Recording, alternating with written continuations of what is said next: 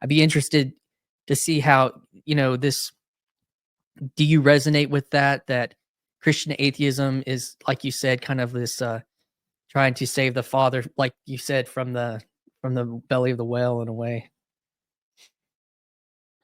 I would say that where I'm at with the relationship in that metaphor with the father and the son is actually the holding the higher order conversation space between the quote unquote father and the son. The result of that is what I would say is at the stakes of something like Holy Spirit. Yeah, I was going to ask.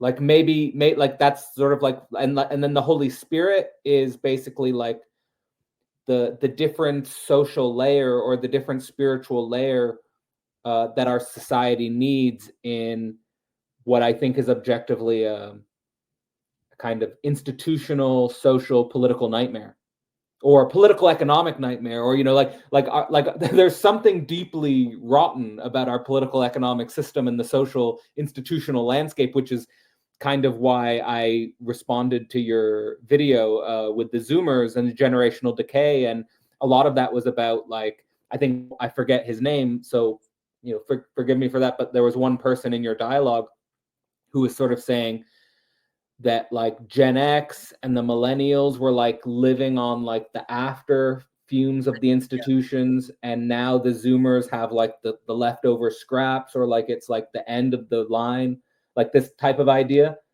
So I feel like that's like we're being brought to that zero level, and I within philosophical, within the academic context, I sort of see myself as like a canary in the coal mine, because like it's what I'm like it's like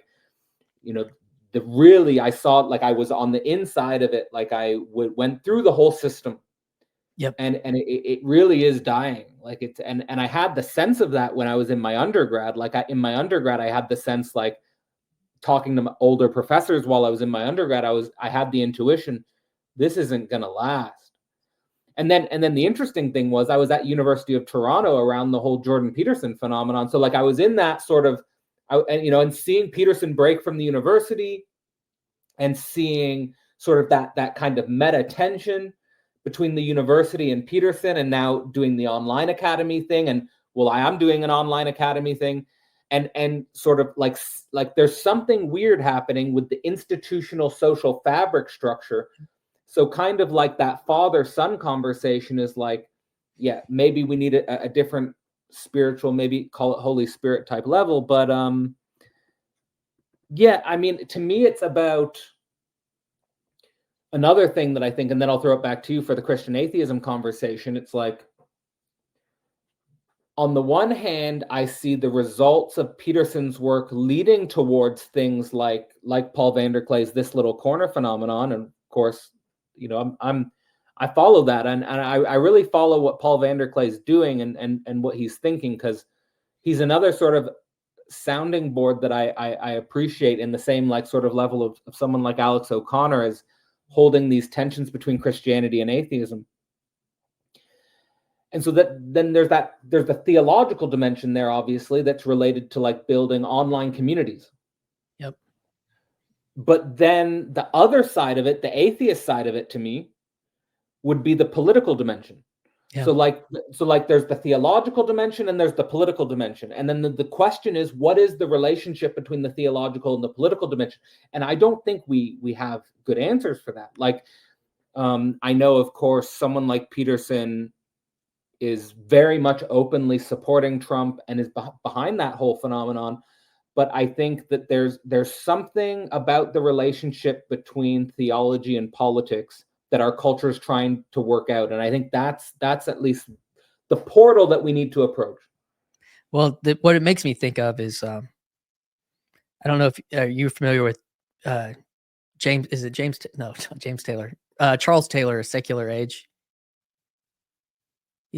I haven't read the book, but I'm aware. I haven't either. I think it's it's outside my page limit, but but I've heard it preached on for many years, and there was a Christian pastor, Tim Keller, who was he distilled a lot of Taylor's kind of thesis, and one of the things is that the book is called the secular age, I think. But that is actually a myth in itself, that we, that the, I'll unpack. So my son is going over some American Revolution material for school right now. He's in second grade. So I'm on YouTube, like watching some videos, and there's this image of the founding fathers within, I don't know if it was in Boston or in Philadelphia, where they're, drafting the Constitution. And on the corner, there's like three men kneeling at a bench praying, or at least what it looks like. And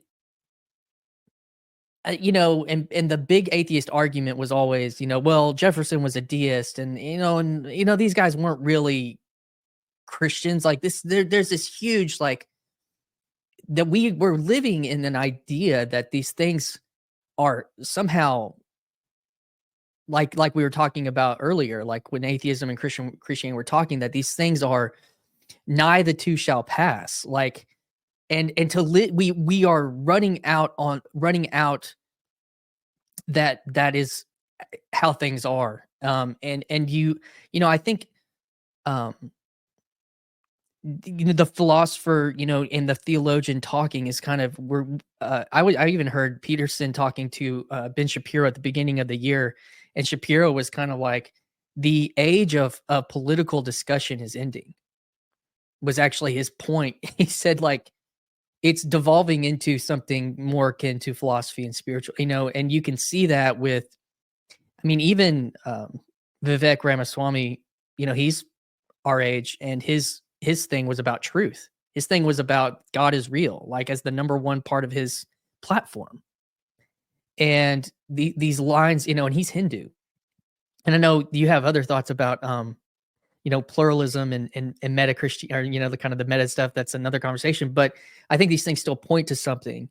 And when I see those things, and the fear and the rise of Christian nationalism is like, and Paul VanderKlay says something like, dread Christian nationalism as kind of a, he sees it as I think, not something to dread. He's kind of making I think he's kind of poking at it as not the bear that maybe the media would make it out to be. But I guess what I would say is something along the lines of,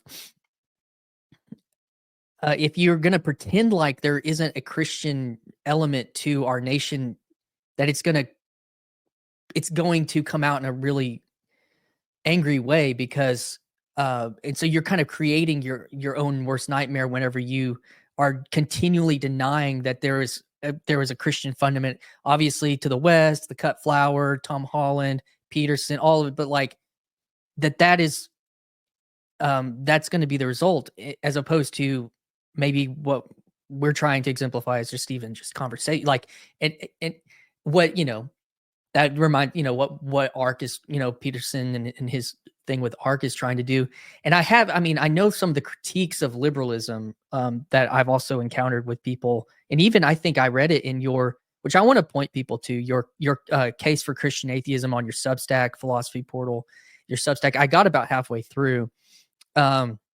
So I know I'm like saying a lot of different things right now, because I'm like, oh, and he said this and he said this, but I still think that those are real tensions, and they're not ones that the average person is maybe going to be able to articulate for a long time. But the conversations, I think, do need to start happening. You also mentioned the online community space, and that was something, I want to pass back to you, is like, you're kind of, seems like you're developing one within the academic sphere.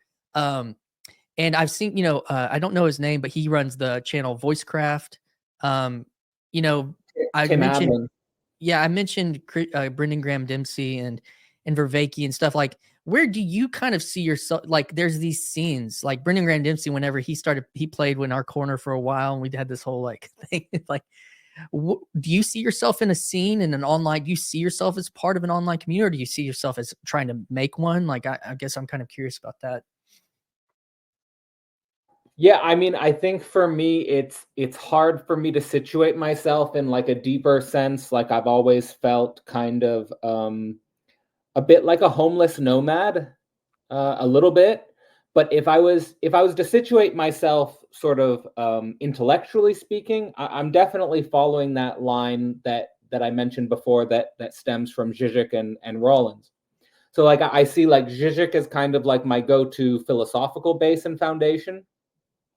And the interesting thing about Žižek is that he's actually putting modern philosophy into a dialectic with psychoanalysis. And, you know, I think that's not foreign or super dissimilar to the type of move that someone like Peterson's making, you know, like, you know, that meme that you mentioned with Jung and Nietzsche, you know, like you have an elephant and a penguin, you know, and Nietzsche and Jung are that weird mix. I think for Žižek, you can do the same meme, and there are people who made the same meme, and the meme would just be, you just replace Nietzsche with Hegel, and you just replace Jung with Lacan. But like basically like so that, you know, it's not like, I mean, we can have the conversation or the coordinates of what the differences between those ideologies are. But that's kind of where I situate myself. But no, I mean, Voicecraft is definitely a part of my intellectual network. I'm a member of Voicecraft, and I participate with Tim very often. There are many other sort of let's say philosophers in my intellectual space who I would say we're building a community, but it doesn't have a name like this little corner has a name, or like a boundary. So it's probably more open-ended, and in some ways the territory is yet to be sort of clearly defined. I mean, Philosophy Portal as sort of shaping a philosophical aspect to the community definitely has its roots in Hegelianism, and the roots in Hegelianism do have consequences for how I interpret Christianity and how I interpret my relationship to modern politics. So, you know, I think that's the extent of sort of my understanding of the territory of the community that I'm in. But yeah, I do see the need for online communities and the types of things you're doing. Like, actually, one of the things that attracts me to your channel specifically, in the idea of the conversation craft, is very similar to my attraction to Voicecraft. Because with Voicecraft, there's a similar intention there, which is the need to create context for conversations that we haven't had yet, and to craft spaces that make those conversations possible over a long-term iteration. I think that's like, you know, that's the importance, at least at what I see in your work and the work that I see going on at Voicecraft as well. Hi, this is Christian Baxter, and you're listening to Yours Truly, a place we go to think out loud.